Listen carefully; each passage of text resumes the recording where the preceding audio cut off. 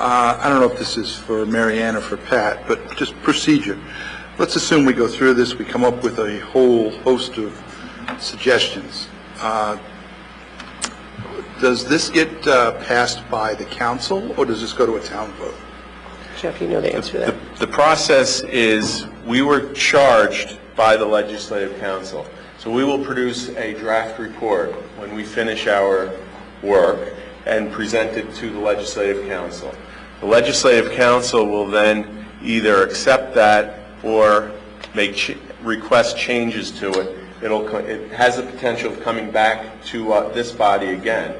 Then we can consider their changes, and then we will give them a final report, and then this body is dissolved. It would be up to the Legislative Council at that point to do with whatever we do with our report, whichever they like to do. They could accept it as whole, but obviously it's got to go to referendum.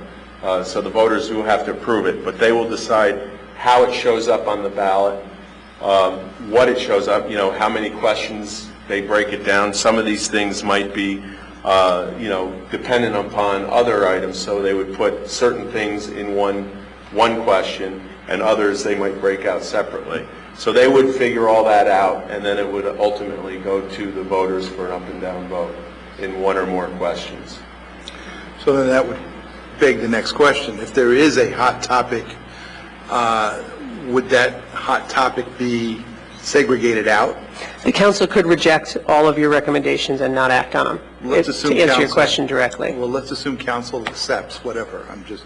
And there is a hot topic. Would that hot topic be segregated out and put to a The referendum? council would, it could, but that's up to the council. Yes. Okay. Anything else? I'm not sure if you're the right person to ask about constables.